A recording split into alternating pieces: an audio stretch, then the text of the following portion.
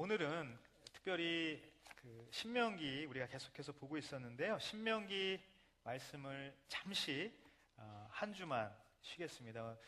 담임 목사님께서 해외 일정이 있으셔서요. 오늘은 모든 캠퍼스가 자율 본문으로 하게 됐습니다. 오늘 우리가 읽었던 이 본문 창세기 말씀을 가지고 아브라함의 두 번째 여행이라는 제목으로 같이 은혜를 나누도록 하겠습니다. 인생 여정이라는 말이 있죠. 인생 여정은 어떻습니까? 우리가 출생해서 성장을 하죠. 성장해서 또 결혼을 하게 됩니다. 가정을 이루게 된다는 거죠. 가정을 이루어서 또 자녀를 낳게 됩니다. 자녀를 낳아서 양육을 하게 되고 그리고 이제 늙게 되는 거죠. 성숙한 과정을 통하여서 이제 죽음에 이르는 그러한 것이 바로 누구나 갖게 되는 인생의 과정이라는 것이죠. 이러한 과정을 빗대어서 신앙을 여정이라고 우리가 말하기도 합니다. 신앙의 삶도 거듭나서 성장을 해나가는 것, 그래서 공동체를 이루고 교회를 이루는 것, 그렇게까지 계속해서 성숙해가는 그 과정이기 때문에 우리가 이 또한 인생 여정과 같은 의미로서 신앙 여정이라고 그렇게 말하고는 하죠. 이 여정이라는 표현, 이것은 어떠한 의미가 있어요? 여정은 바로 여행의 과정이겠죠. 여행의 과정. 그래서 여행길, 이 여행의 과정을 모티브로 해서 이 기독교 최고의 명작인 존 버년의 철로 역정이라는 그러한 기독교 소설이 나오게 됐죠. 그 이야기를 잠시 소개하자면 주인공인 크리스천이 있어요. 이 크리스천은 이제 순례의 길을 떠나게 됩니다. 좁은 길을 지나게 되죠. 좁은 문을 지나서 십자가를 만나게 돼요. 그 십자가에서 자신의 무거운 그러한 인생의 짐들을 다 내려놓게 되는 그러한 경험을 하게 됩니다. 그 죄짐을 벗고 나서 계속해서 걸어가는 그 순례의 길에 겸손의 골짜기를 지나고 또 사망의 음침한 골짜기를 지나고 또 허영의 시장이라는 그 시장도 지나가게 되고 또 가면서 많은 동역자들을 만나게 됩니다. 믿음이라는 동역자, 소망이라는 동역자, 또 나태라는 사람, 거만이라는 사람, 여러 가지 사람들을 만나게 돼요. 그 과정을 통해서 계속해서 그 순례길을 걷게 되고 결국은 이 허영의 시장을 지나서 뷸라의 땅을 지나서 이제 천국, 천성의 문을 통과하게 된다. 이러한 이 과정을 그린 것이 바로 철로 역정이죠. 우리 아울리치 가면은 한 번씩 다 해봤죠? 할렐루야. 오늘 굉장히 썰렁하네요. 분위기가. 날씨가 추워서 그런가요? 여기서 이렇게 이 히터가 틀어지지 않는데 지금 이제 3월부터는 틀지 않게 됐습니다. 괜찮으시죠? 네. 그래요. 고맙습니다.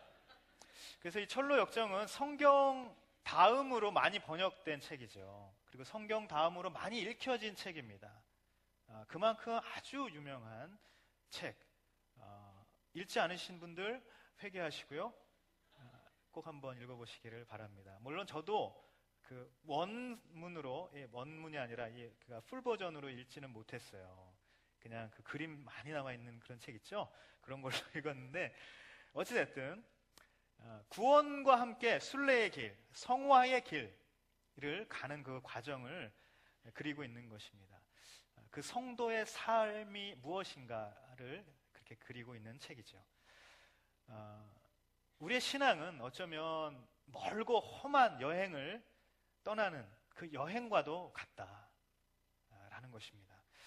여러분, 아브라함이 하나님의 부르심을 받고 난 후에 두 번째 여행을 떠나는 이야기가 바로 오늘 본문이에요. 첫 번째 여행 우리가 잘 알죠. 그 본토 친척 아비집을 떠나서 가나안 땅으로 갔던 바로 그것이 첫 번째 아브라함의 여행입니다. 두 번째는 바로 그 가나안 땅에서 이제 점점 밑으로 내려옵니다. 남방이라는 네게브라는 곳까지 내려왔다가 이제 결국 어디까지 내려가게 됩니까? 애굽이라는 곳에 가게 되는 그 여정이 두 번째 여행인 거예요. 우리가 흔히 어떻습니까? 영화를 보면 영화에서 그러한 속설이 있어요.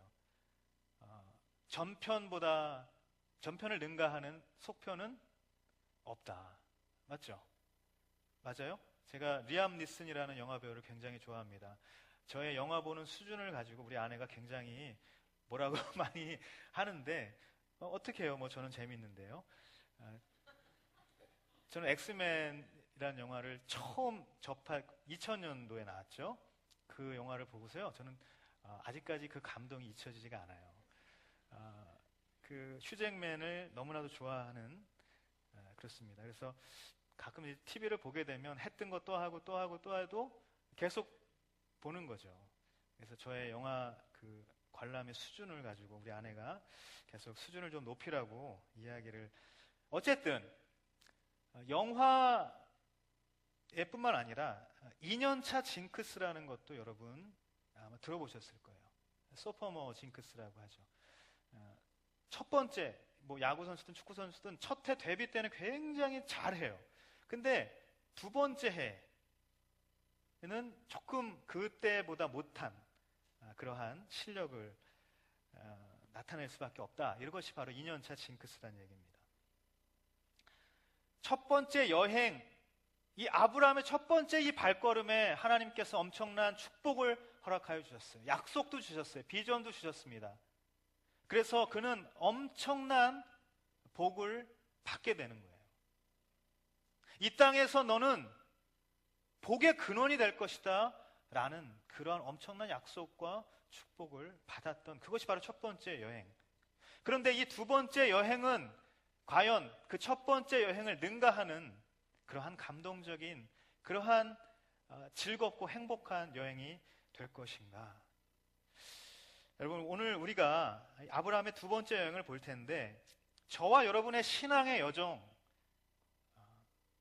우리의 신앙의 두 번째 여행, 이 시즌2는 과연 어떠한 여행이 될 것인가? 그것을 우리가 오늘 말씀을 통해서 같이 한번 나눠봤으면 좋겠어요. 우리가 여행에 있어서 먼저 기억해야 할 한 가지가 있습니다. 여행에 있어서 중요한 것은 무엇인가? 여행을 유익하고 즐겁고 의미 있게 하기 위해서는 반드시 요구되는 것이 있다. 그게 어떤 이에게는 계획일 수 있어요. 계획을 잘 짜야만 이 여행이 아주 유익하고 즐거운 여행이 되는 사람이 있어요. 또 어떤 사람에게는 같이 함께하는 동반자가 굉장히 중요한 사람이 있겠죠. 또 어떤 사람에게는 준비물을 잘 챙겨서 가야지만 그 여행이 아주 만족스러운 여행이 되는 사람도 있을 거예요. 신앙의 여정도 마찬가지입니다. 신앙의 여행에도 마찬가지로 요구되는 그 무언가가 있다는 거예요. 그 무언가를 우리는 무엇이라고 부르는가? 그것을 영성이라고 부른다는 겁니다.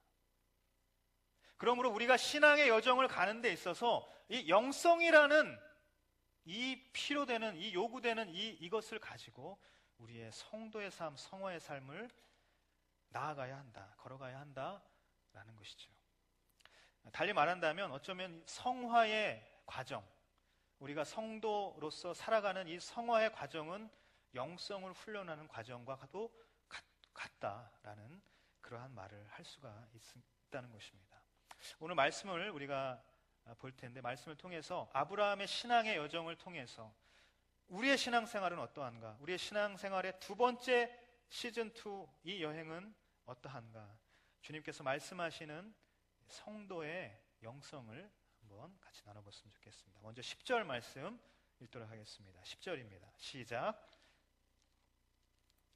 그 땅에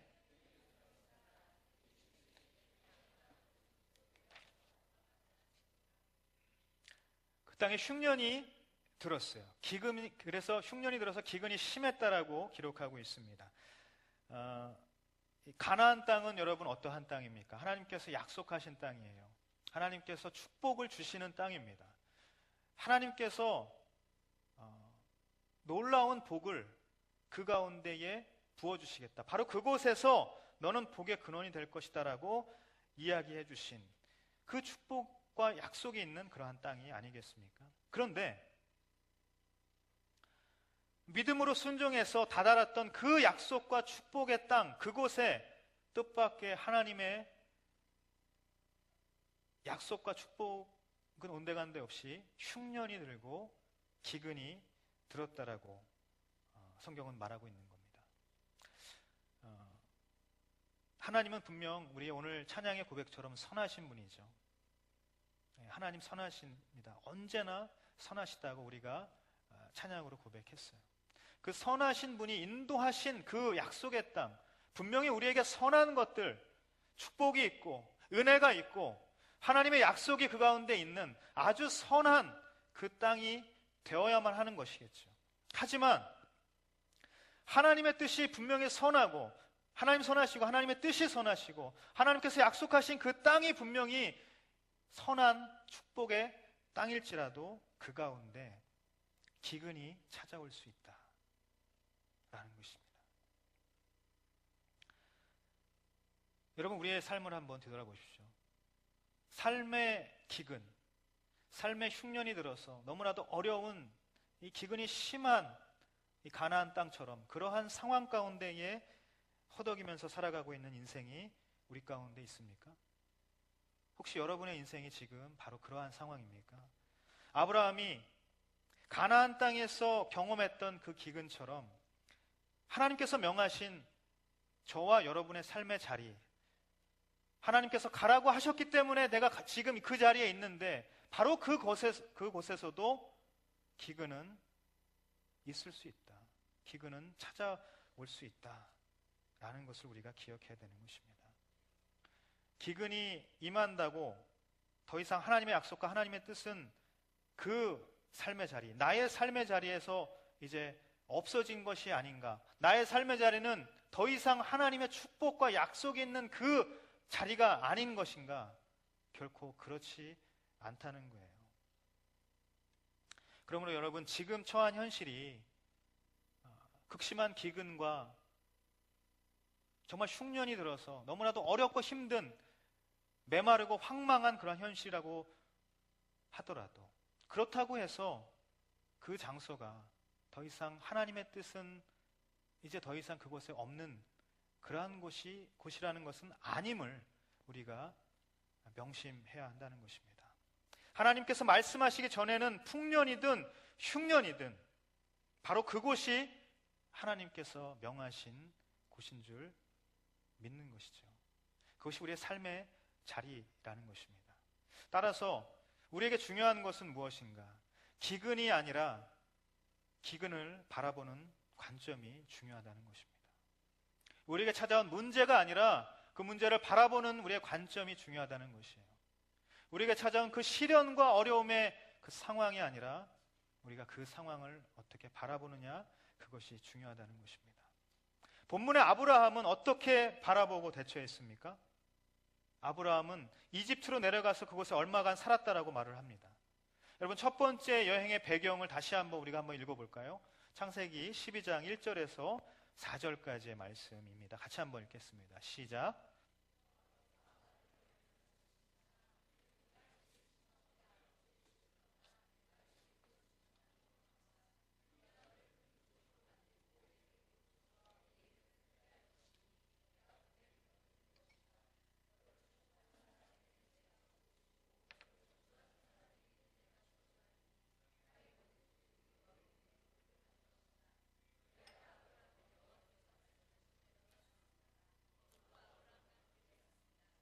아브라함이 하란을 떠날 때 나이는 75세였습니다. 이 첫 번째 여행의 출발 배경은 바로 이렇습니다. 우리가 4절에 읽었던 것처럼 아브라함은 여호와께서 말씀하신 대로 떠났습니다 라고 그렇게 기록을 하고 있어요. 다시 말해서 하나님의 명령에 의해서 출발하게 된 여행이라는 것입니다. 하지만 두 번째 여행은 기근 때문에 떠나게 된 여행이에요. 다시 말해서 하나님의 명령으로 출발한 여행이 아니라 상황 때문에 스스로 선택한 여행이다 라는 것이죠.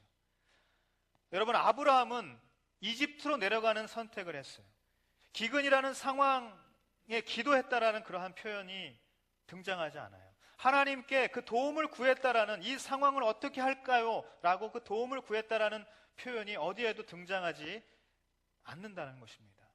여러분, 우리의 인생에 찾아오는 수많은 기근, 수많은 시련에 우리는 과연 어떻게 반응하고 살아갈 것인가? 그때마다 이집트로 내려가는 그런 선택을 할 것인가? 이것을 우리에게 스스로에게 물어봐야 한다는 것입니다. 각자의 능력이나 판단이 나의 인생에 찾아오는 모든 문제를 해결할 수 있다면 이집트든 하란이든 어떠한 것이든 가야 합니다. 내가 그 문제를 해결할 수 있다면. 하지만 여러분, 우리가 살아오면서 우리의 능력과 우리의 판단과 우리의 생각으로 해결하고 그것을 극복해낼 수 없는 무수히 많은 시련과 기근을 우리는 경험했어요. 그렇기 때문에 우리는 하나님께 그 상황을 맡기고 의지하고 물어봐야 하고 하나님의 명령을 쫓아서 나아가야 한다는 것입니다. 저와 여러분에게 필요한 것은 이집트로 내려가는 선택이 아니라 하나님을 붙잡는 믿음이라는 사실을 기억하시기를 예수님의 이름으로 축원합니다.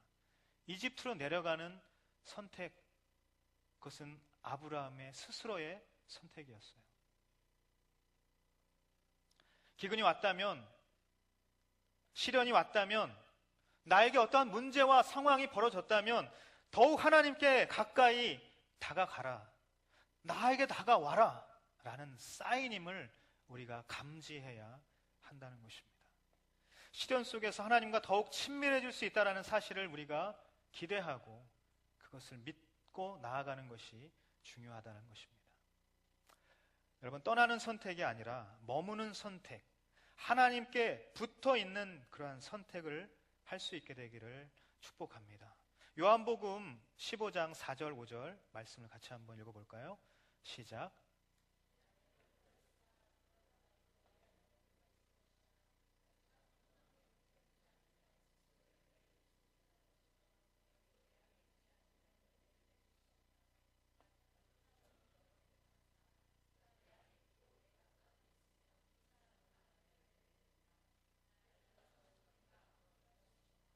나를 떠나서는 너희가 아무것도 할 수 없다고 했어요. 가지가 그 나무에 붙어 있어야만 가지가 되는 것이죠. 그 나무에서 떨어져 나오는 그 순간 그 나뭇가지는 땔감이 되는 것이에요. 사는 것은커녕, 열매는커녕 그 가지는 그대로 죽어버릴 수밖에 없다는 것입니다. 나무에 꼭 붙어 있어야 사는 것입니다. 다시 한번 따라합시다. 붙어야 삽니다. 여러분, 하나님께 붙어 있는 그러한 사람은 결코 죽지 않습니다. 인생 아무리 어렵고 아무리 감당할 수 없는 그 시련이 찾아온다 할지라도 내가 하나님과 붙어 있다면, 내가 하나님과 친밀하다면, 내가 하나님께 나아간다면 우리의 모든 삶 두려움 없이 살 수 있게 되는 인생이 되는 줄 믿습니다. 여러분, 하나님께서 잠시도 떨어지지 않는 그런 친밀한 관계를 이루어가시기를 바랍니다. 하지만 인간은 늘 하나님에게로부터 떨어지고자 하는 그런 원초적인 죄성이 있어요. 그래서 성경에 보면 성경에서 이야기하는 많은 부분들이 다 뭐예요? 하나님 계속해서 구애하는데 인간은 계속해서 그 하나님의 구애를 떠나서 다른 곳으로, 다른 방향으로 나아가는 것입니다. 그것이 바로 성경에 이야기하는 인간의 역사라는 것이죠. 가장 처음 에덴에서 하나님과 분리된 인간, 그 인간이 가장 처음 한 일은 뭐예요? 그 가인이 가장 처음 한 일은 에녹 성이라는 성을 쌓는 일이었어요. 하나님과 분리된 인생은 스스로 내 힘으로 무언가를 이제 방어하고 내 힘으로 뭔가를 막는 피난처를 세우는, 자신의 울타리를 만드는 그러한 일들을 해나간다는 것입니다. 하나님이 없는 인생마다 엄청나게 높은 자신의 성들을 쌓아가는 그러한 사람이 된다는 거죠. 우리가 지난주에도 살펴봤던 것처럼 우상도 마찬가지입니다. 영적으로 하나님과 분리되기를 계속해서 인간은 원합니다.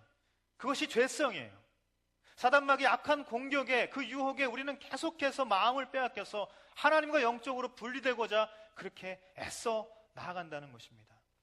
그것이 우리 마음으로 하여금 자꾸 우상을 만들어내게 하는 것이죠. 우리가 나눴던 것처럼 그 우상을 만드는 것 자체가 하나님으로부터 분리되고자 하는 그 마음이라는 거예요. 여러분, 우리가 기억해야 될 것은 바로 이것입니다. 우리의 신앙 여정에는 흉년과 기근이 찾아올 수 있어요. 시련과 어려움과 문제가 분명히 찾아옵니다. 가나안 땅이어도 기근이 온다는 거예요. 내 삶의 자리에 아무리 하나님께서 거기 가라고 하셨어도 거기에 기쁨과 행복과 거기에 축복과 약속만 있는 것은 아니라는 거예요. 어려운 상황이 찾아온다 할지라도 그 상황 가운데 하나님 붙들고 하나님과의 그 친밀함을 계속해서 내가 갖고 가느냐, 그렇지 않느냐, 내가 어떠한 선택을 할 때에 하나님과의 친밀함이 가장 첫 번째 기준이 되느냐, 그렇지 않느냐, 이것이 굉장히 중요한 우리 삶의 영적인 원리라는 사실입니다. 하나님과 떨어지지 않는다면 하나님께서 그 모든 상황 가운데에 극복하고 승리케 하시는 그러한 역사를 우리 가운데 베푸실 줄 믿습니다. 여러분, 이러한 믿음이 저와 여러분의 삶에 있어서, 우리의 삶의 여정에 있어서 소중한 영적인 자산이 될 줄 믿습니다.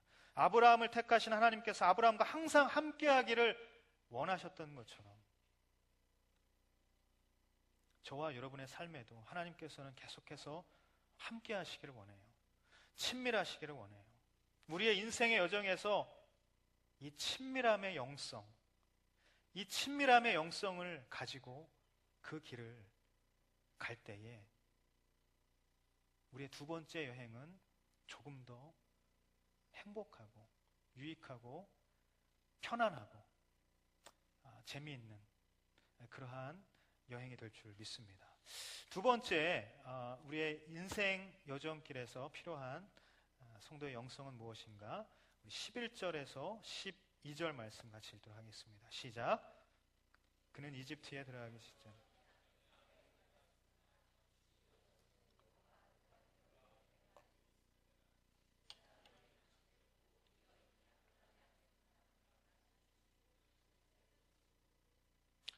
네, 첫 번째 저희가 같이 읽지를 못했네요. 첫 번째 자막에 나왔죠?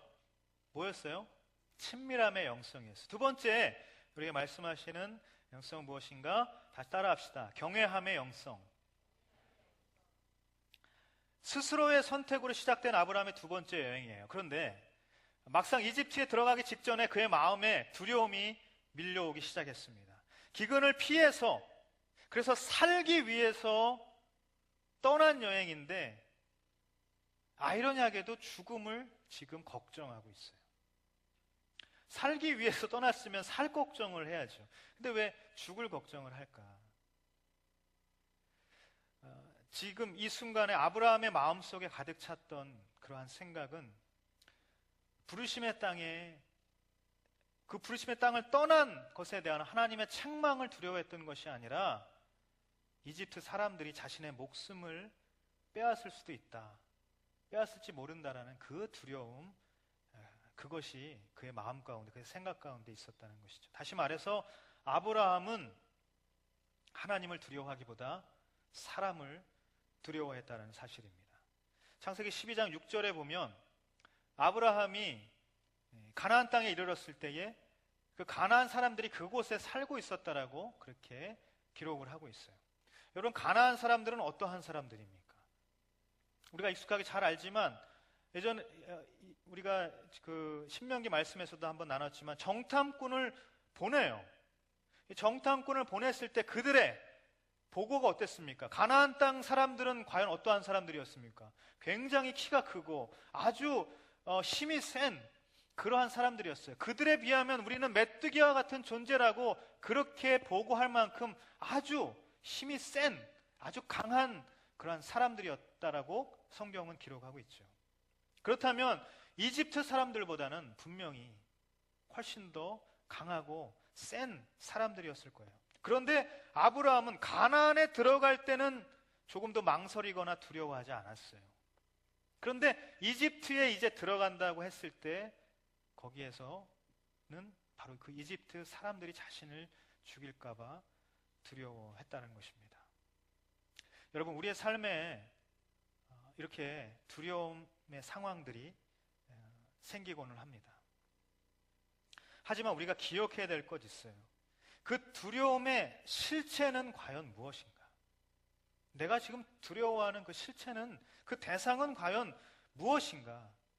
그것을 우리가 잘 생각해 봐야 한다는 것입니다.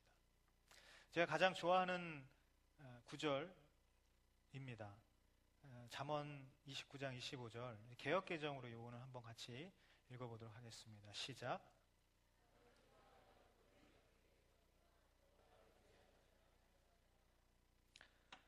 제가 회사 생활을 했었죠. 회사 생활을 저도 10년가량 했다고 말씀을 드렸습니다.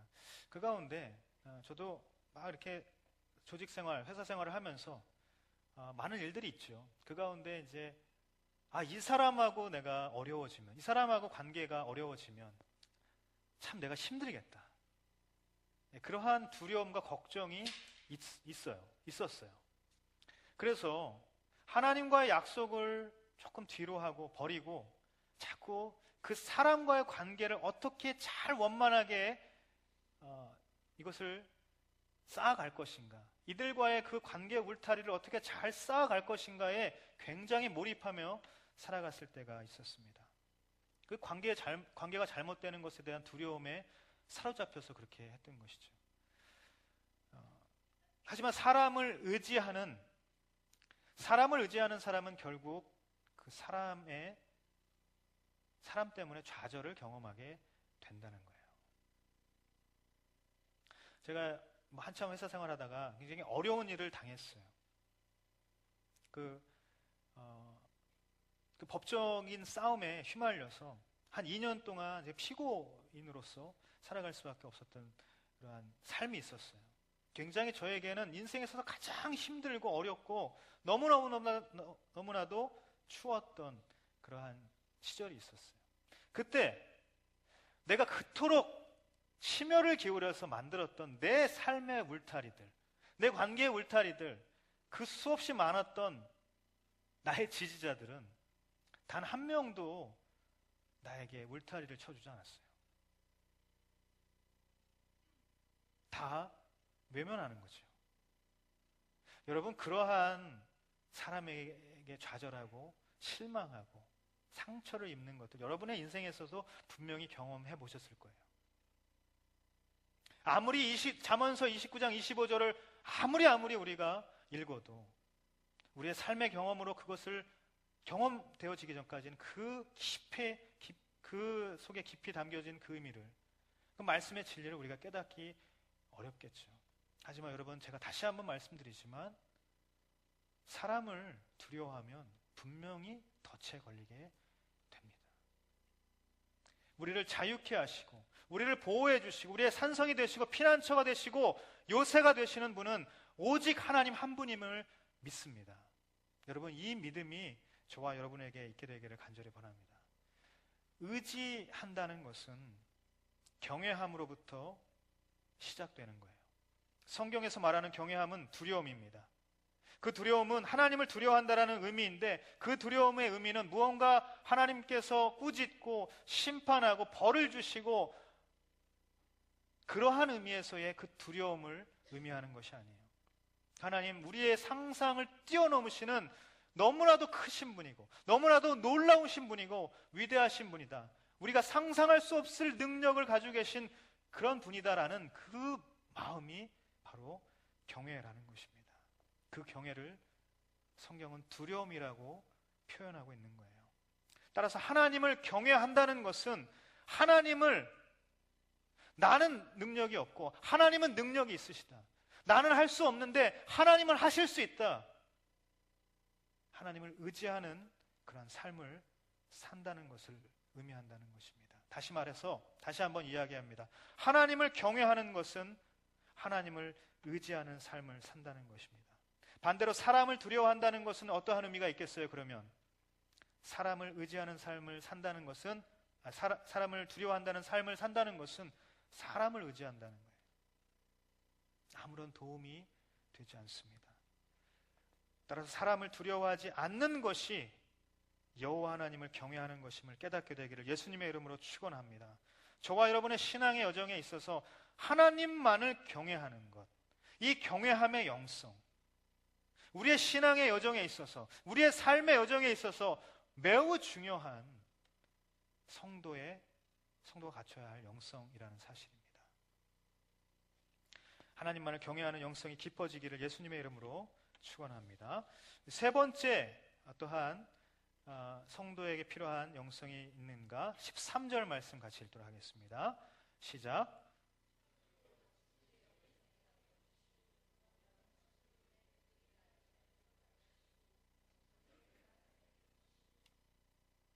세 번째 하나님께서 우리에게 말씀하시는 영성은 다시 따라합시다. 정직의 영성. 아브라함은 급기야 거짓을 꾸미게 됩니다. 오늘 말씀에 등장하는 아브라함은 도대체 우리가 이야기하는 믿음의 조상이라고 이야기하는 것에 굉장히 맞지 않는, 그 말을 무색하게 할 정도로 파렴치한 그러한 사람으로 우리가 생각하게 되죠. 아내를 팔아서 자신의 목숨을 부지하려고 하는 그 마음, 그걸 우리가 어떻게 지금 이해할 수 있을까요? 도저히 이해가 되지 않아요. 어떻게 이런 사람이 있는가? 남자의 입장에서도 정말 울분이 나올 수밖에 없는 그러한 상황이라는 것입니다.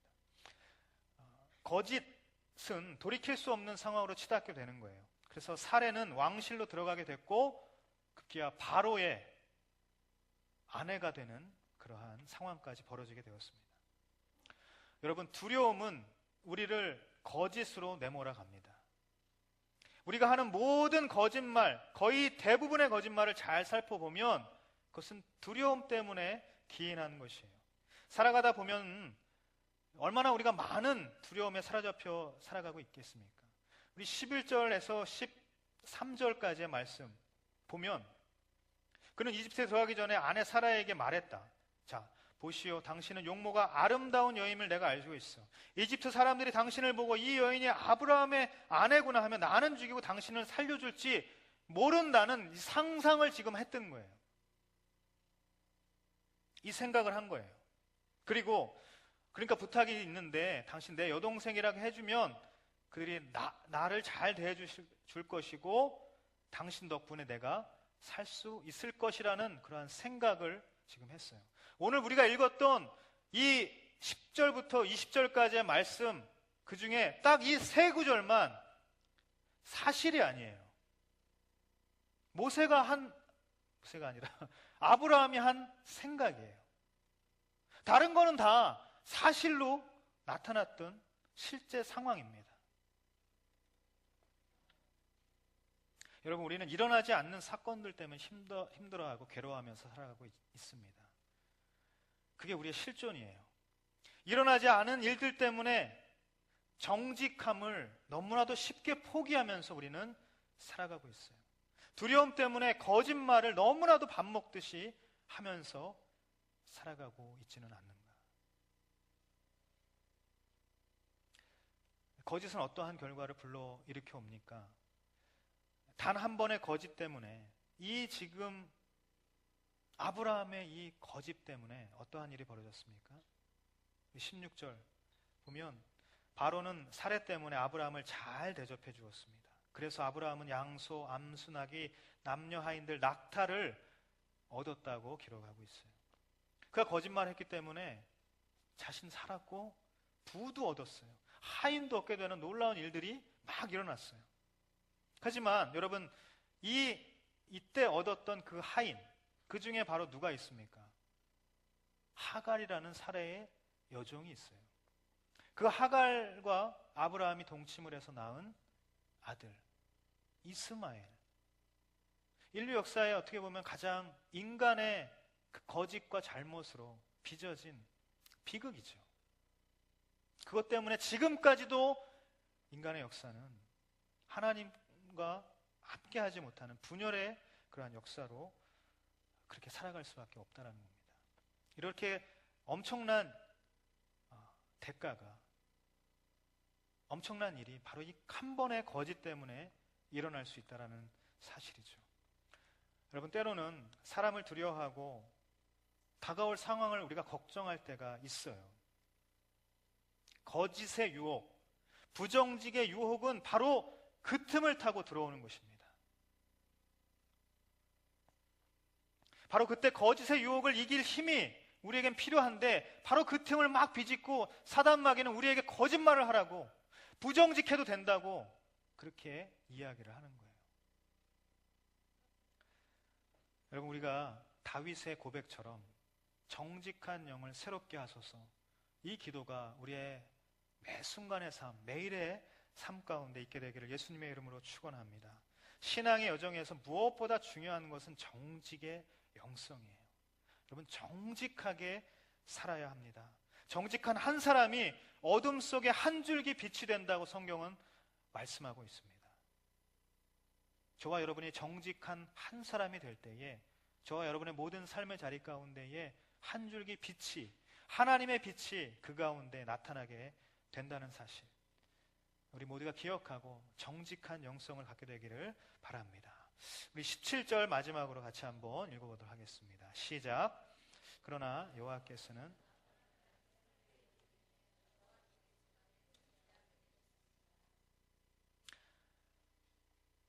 여호와께서는 아브라함 살해의 일로 인해 바로와 그의 집안에 큰 재앙을 내리셨다.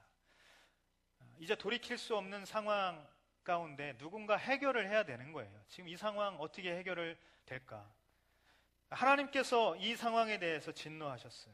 그런데 그 진노의 대상을 잘 보면 거짓말을 해서 이 상황을 만든 그 장본인 아브라함이 아니라 누구예요? 바로였어요. 오늘 본문을 읽어보면 하나님께서는 단 한 번도, 지금까지 이렇게 아브라함의 거짓을 보고도 단 한 번도 어떻게 하셨어요? 책망하지 않으셨어요. 단 한 번도 나오지 않으셨어요. 아브라함이 자기 마음대로 이집트를 떠나기로 선택했을 그때도 하나님 개입하지 않으셨고, 약속받은 그 인생으로 당당함은 그 온데간데 없이 두려움에 사로잡혀 있을 때도 하나님께서는 개입하지 않으셨어요. 그래서 그 두려움 때문에 거짓말을 꾸미고 그 거짓을 행할 때도 하나님께서는 개입하지 않으셨어요. 아무 말씀이 없으셨어요. 하나님께서는 오늘 말씀 가운데 딱 한 번 등장합니다. 언제 등장하시는가? 바로 오늘 읽었던 17절 말씀, 여기에 등장하시죠. 등장하셔서도 아브라함 책망하는 게 아니라 바로에게 재앙을 내리셨어요.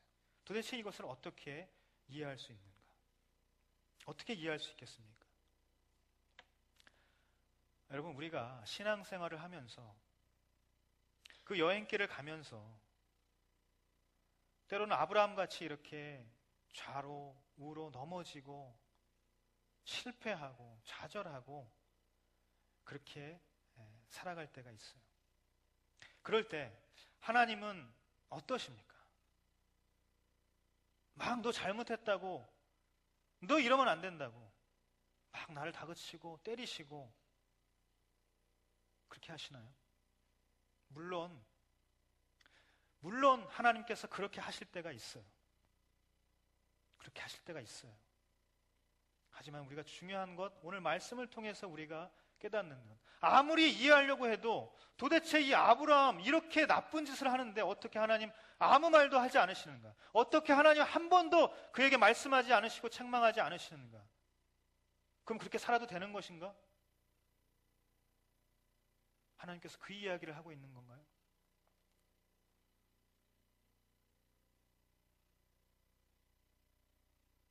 하나님께서는 그렇게 좌로 우로 넘어지고 거짓말을 밥 먹듯이 하고 습관적인 반복되는 그러한 죄 가운데 그렇게 찌들어서 살아가고 있다 할지라도 그렇게 말없이 우리를 바라봐 주시고 우리가 돌아와 주시기를 바라시고, 그렇게 하나님 그 자리 가운데에 그냥 묵묵히 우리를 바라보고 계시다라는 사실입니다. 제가 금요일 날 교역자들 함께하는 세미나가 있었어요. 그 세미나에 가서 어떠한 세미나였냐면 소통, 말하기, 듣기에 대해서 막 배우는 그런 세미나였어요. 강의를 듣고 조별로 나누라는 그 질문이 있었는데, 그 질문 가운데 뭐가 있었냐면 I like 하고 I hate, 그러니까 내가 좋아하는 것과 내가 싫어하는 것에 대해서 그냥 막 이야기하는 거예요. 그 중에 뭐 냄새를 좋아하는 것, 뭐 음식 좋아하는 것, 무슨 상황 좋아하는 것, 막 이렇게 여러 가지가 있는데 아무거나 막 좋아하는 거 이야기하는데, 저는 그렇게 이야기했어요. 저는 내가 좋아하는 상황, 어떠한 장소, 그런 게 있다. 그게 뭐냐? 비 오는 날 2층에 유리창가에 앉아서 가만히 그 비를 보는 거예요. 저는 그게 굉장히 좋아요. 저는 그 상황이 너무 좋아요. 근데 또 한 가지 제가 좋아하는 건 뭐냐면, 드넓은 풀밭, 아주 넓은 초장이 있어요. 끝없이 펼쳐진 그 초원, 거기에 이렇게 있는 게 너무 저는 좋아요. 그게 뭐 그냥 상상이죠. 뭐 그런 이야기를 막 나눴어요. 아마도 제가 그런 얘기를 한 그 이유는 천국의 이미지가 저에게는 그러한 이미지가 아닐까, 그냥 저 혼자 그렇게 생각을 했어요. 아내와 여행을 갔던 기억이 있습니다. 몇 해 전에 아내와 여행을 갔는데 어디 갔냐면 이렇게 바다도 보고 하다가 양떼 목장을 갔어요. 저는 그게 너무 좋더라고요. 거기가, 이게 양들이 정말 지 멋대로 다니더라고요. 그리고 막 이곳저곳 하면서 똥도 싸고 막, 예, 아무렇게나 막 다니고 아무렇게나 널브러져 있고 막 그래요. 예. 너무나도 아름다운 풍경이 잊혀지지가 않는데, 오늘 저는 이 말씀을 묵상하면서 한 가지 장면이 떠올랐어요. 바로 이 넓은 언덕, 넓은 초원과 같은 그 초원인데 이렇게 아주 나지막한 언덕이 있어요. 그 언덕이 상상이 됐습니다. 그 언덕에는 양들도 있고 소들도 있고 이리저리 뛰면서 풀을 뜯기도 합니다. 때로는 쉬어서 잠을 자기도 하고, 또 언덕바지에 이렇게 자신의 몸을 긁어가면서 가려운 곳을 긁기도 하고, 그렇게 양들, 소들이 한가롭게 풀을 뜯으며 있는 거죠. 한켠에는 그들이 똥을 싸놓기도 하고, 한켠에는 소변을 보기도 하고, 오줌을 싸는 거죠. 소변이 아니라 막 되새김질해서 막 이상한 것을 막 이렇게 겨워내기도 하고, 별의별 것들이 다 있는 거예요. 거기에는. 하지만 언덕이 되새김질하는 것, 똥을 싸는 것, 오줌을 싸는 것, 그것 가려가면서 언덕이 그것을 받습니까? 그렇지 않아요. 언덕은 늘 그 자리에 동일하게 거기 있는 겁니다. 소들이, 양들이 어떻게 있다 하더라도 그것을 다 받아주는 거예요. 주님께서 배반하고 배신하고 의심하는 제자들, 그 제자들에게 십자가 달려 돌아가시고 부활하셔서 다시 그 제자들을 찾아옵니다. 말없이 찾아오셔서 그 제자들에게 아침 조반을 차려주십니다. 아무 말 하지 않으세요. 그리고 그 제자들에게 인류 구원의 역사적인 사명을 믿고 맡겨주시는 거예요. 저와 여러분의 인생에 있어서 하나님은 어떠한 분이십니까? 하나님 이러한 분이세요. 아무리 아브라함을 이해하려고 해도 이해가 되지 않지만 하나님께서는 그 아브라함 아무 말 하지 않으시고 다 받아주세요. 책망하지 않으시고 다 받아주십니다. 누가복음 15장에 우리가 잘 아는 이야기처럼 돌아온 탕자의 이야기가 있어요.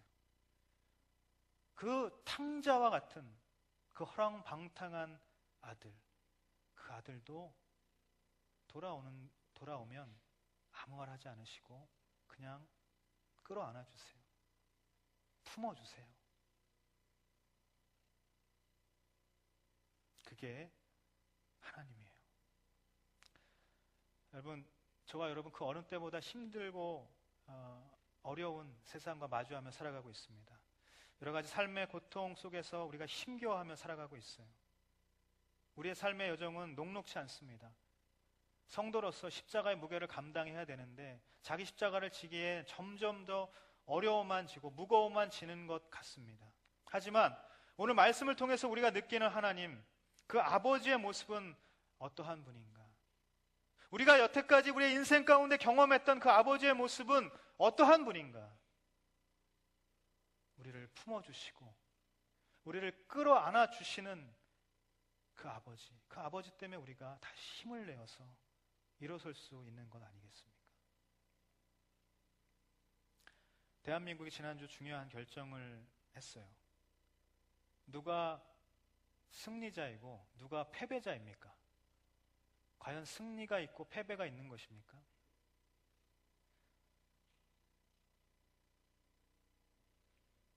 그저 이제 한 발자국 내디딘 것 뿐이겠죠. 이제부터가 중요한 것이죠. 포용하고 끌어안아주고 품어주는 것, 그것이 필요한 때라는 것입니다. 여러분, 하나님과 날마다 더욱 친밀해지고 우리가 어느 곳에서든 하나님을 경외하는 마음으로 정직한 영성을 가지고 그렇게 저와 여러분에게 맡겨진 우리의 삶의 자리를 살아가시게 되시기를 예수님의 이름으로 축원합니다. 그러면 나의 연약함에도 불구하고 우리의 모든 삶의 여정에 동행하시고 감싸주시고 품어주시는 그 넓은 언덕과 같은 그 주님의 마음을 우리가 깨닫게 될 것입니다. 바로 그때 우리도 우리의 삶의 각자의 부르심의 자리에서 누군가에게 위로가 되고 누군가를 품어줄 수 있고 누군가를 끌어안아줄 수 있는 그러한 기댈 수 있는 언덕이 될 줄 믿습니다. 영화에서는 전편을 능가하는 속편이 없을지 모릅니다.